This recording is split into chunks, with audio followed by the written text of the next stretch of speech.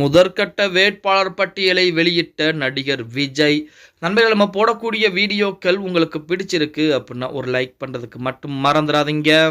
தமிழக அரசியல் வட்டாரத்திலே தமிழக வெற்றி கழகம் அப்படிங்கிற கட்சி ஆரம்பிக்கப்பட்டது ஒவ்வொரு கட்சிகளுக்குமே தற்போது வரைக்கும் அச்சுறுத்தலாகத்தான் இருந்து கொண்டிருக்கிறது. அதாவது விஜய் அவர்களை பொறுத்த வரைக்கும் அவருக்கு அதிகப்படியான வருமானத்தை சம்பாதித்து வைத்து விட்டார். இதற்கு மேல் அவர் சம்பாதிக்க வேண்டிய அவசியம் என்பது கிடையாது. ஆனால் தமிழக மக்களுக்கு நாம் கட்சிகளின் மூலமாக அரசியலின் மூலமாக நன்மைகள் செய்ய வேண்டும் அப்படிங்கிற கட்சிகள் என்பது ஆரம்பித்திருக்கிறார். கட்சி ஆரம்பிக்கப்பட்டு முதல் மாநாடும் மிகப்பெரிய அளவிலே வெற்றிகரமாக நடத்தி முடிக்கப்பட்டது. அடுத்தபடியாக பார்த்தீங்கன்னா தற்போது மாவட்ட செயலாளர்கள் முதற்கொண்டு அடுத்த கட்ட பணிகளும் விஜய் அவர்களின் மூலமாக மேற்கொள்ளப்பட்டுக் கொண்டிருக்கிறது அப்படின்னு சொல்ல. இந்த தமிழக வெற்றி கழகம் 2026 சட்டமன்ற தேர்தலே போட்டியிடப் போகிறது. ஆனால் பாஜகவுடனான கூட்டணி என்பது கிடையாது அப்படிங்கிற அறிவிப்பை கொடுத்துட்டாங்க. பாஜகவும் சரி திமுகவுடனான கூட்டணி என்பது கிடையாது. அதிமுக பாஜக கூட்டணி இருப்பதால் அதிமுகவுடனான கூட்டணியும் இடம்பெற போவதில்லை அப்படிங்கிற செய்திகளும் வெளியாகி கொண்டுதான் இருக்கிறது. இப்படிப்பட்ட ஒரு சூழலில் விஜய் அவர்கள் முதற்கட்டமாக வேட்பாளர் பட்டியலை தயாரிக்கக்கூடிய வேலையை புசி ஆனந்திடம்